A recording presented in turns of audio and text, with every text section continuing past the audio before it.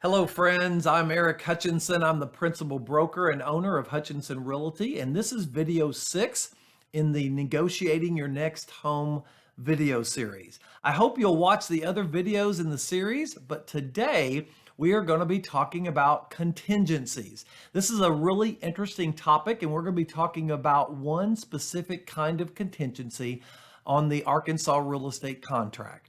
Now, this is what I would consider the most misunderstood paragraph on the Arkansas real estate contract and the most complex. So I'm going to turn over to page 6 on the real estate contract, and we're going to be talking about item number 14, which says other contingencies.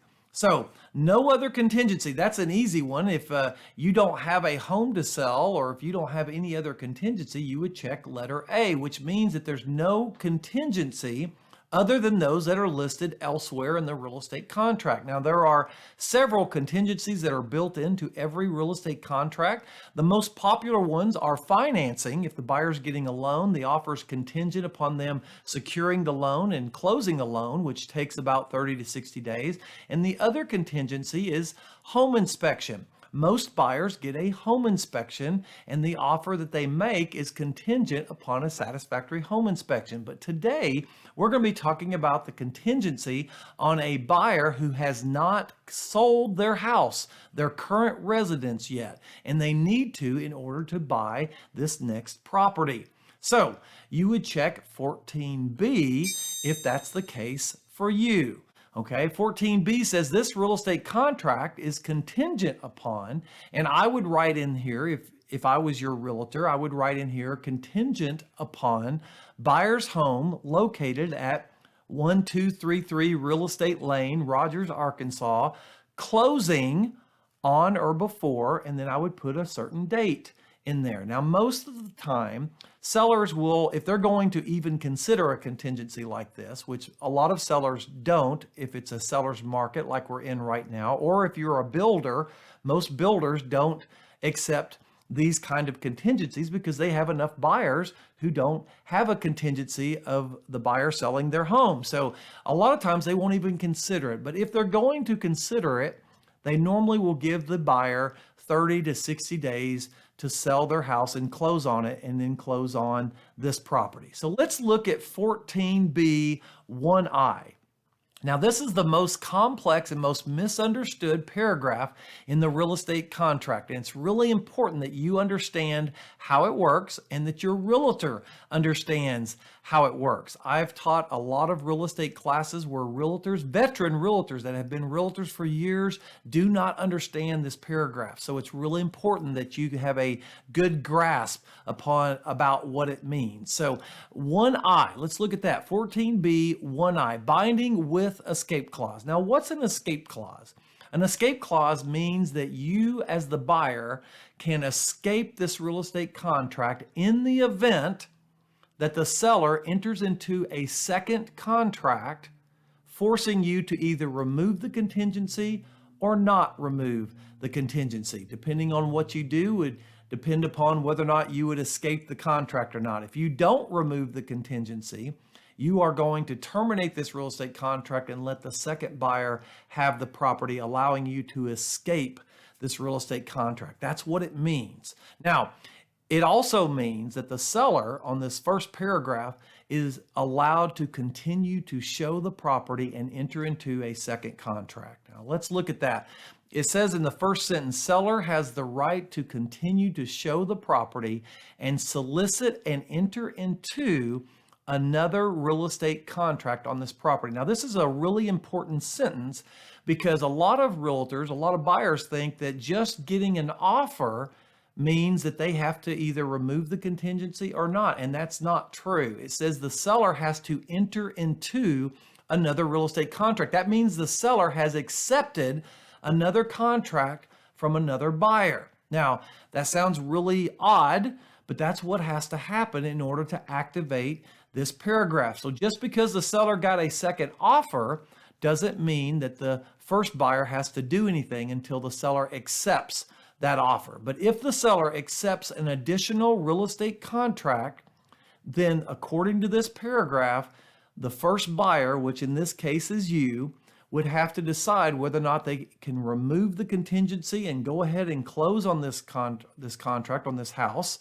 or they can't remove the contingency and they're just going to let the property go to the second buyers. And that's what happens most of the time. Most buyers can't have two mortgages, and most lenders won't give you a mortgage on two different properties unless you just happen to have really good credit and a lot of money in the bank. So that may be the case, but if that's the case, you probably wouldn't be doing a contingency contract. So it also says that the buyer has so many hours to decide whether or not to remove the contingency. And if they do remove it, then you move forward and you close, and there's another blank down there that says how long you have to close. So it's a really complex paragraph, but the most important thing to remember is that on this paragraph, the buyer doesn't have to do anything until the contingency is actually removed. And this is the part that a lot of realtors get confused about, because they think if they represent the seller, they think as soon as we do this contract, that the buyer has to do a home inspection and has to move forward with their loan process. But according to this paragraph, the buyer doesn't have to do any of those things until they remove the contingency. Now, that's a good thing if the buyer doesn't have their current residence under contract. If they just put their house on the market and they don't have a buyer for it yet, then they probably don't want to spend money on a home inspection, an appraisal, a credit report, any of the stuff that they would normally have to do if they were buying this next house, because they don't have their house currently under contract. So I will tell you that I usually recommend, if the buyer says, hey, I love this house, let's write a contract on it, and I'm going to go back and put my house up for sale, then I'm probably going to check 14B1I, because that allows the buyer to get their home under contract before they start doing anything. If you'll notice down at the very end of this paragraph, it says here that all time constraints in this real estate contract referred to in paragraph 6, 16B, 17, 18, 19B, 20, and 21 refer to the time buyer removes the contingency. Now, if a buyer gets their home under contract, they probably won't remove the contingency yet, but they probably want to go ahead and move forward with their loan process and the home inspection. And so normally we would do an addendum changing this from 1I to 2I, 14B1I to 2I. So let's look at 2I. What does that say? This says binding without escape clause. That means that the buyer cannot escape this real estate contract if another contract comes in. In fact, if another contract comes in, it's just a backup offer.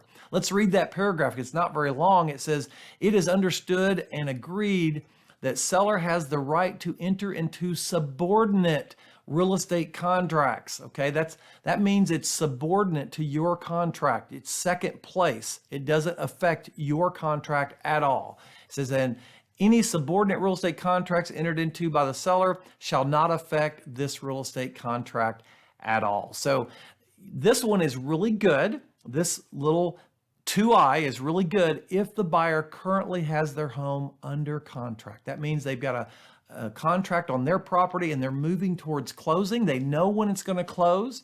And so what I normally recommend to my buyers is that if you have never put your home on the market yet, and you don't have a contract on it, you're going to go with 14B1I. But if you have a contract currently on your property, then you're going to go with 14B2I. Now, there's a lot of things that are probably popping up in your mind and questions, and there's a lot of different scenarios here. And I don't have time to go through all of those, but you should check with your realtor and make sure that they understand this paragraph in this contract, because it is really complex and misunderstood quite often. So I hope that this gives you some clarity. So again, if you don't have your home currently under contract and you need to get it sold in order to buy your next home, you're going to go 14B1I. And then if you do have it under contract, you're probably going to go 14B2I, because you don't want to get 2 or 3 weeks before closing just to have the seller accept another contract and it force you to remove the contingency. And if you check 2I, it won't force you to remove the contingency because there's no escape clause. I hope that makes a clear statement to you, and I hope this is you can understand it. I know it's really complex. That's why it's the most misunderstood paragraph in the contract. So we've run out of time, so let's move on. And I want to encourage you to reach out to me if you have questions about binding with or binding without escape clause. You can email me at info@hutchrealty.com, or you can visit our website and get my phone number and give me a call. I'll be happy to talk with you about it. But if you have a realtor, you might want to talk with them about it before you get into the real estate contract process. So hope this real estate video finds you in a really good place, and hope things are going well for you and your family. You can visit our website at hutchrealty.com, where you can visit every listing in Northwest Arkansas, every active listing, not just our listings, but every listing. And if you're a seller and you'd like a free evaluation of your property, you can do that on our website, or get a more detailed evaluation by having one of our real estate consultants come out and talk to you in person. So again, hope you have a good day, and I hope to hear from you soon.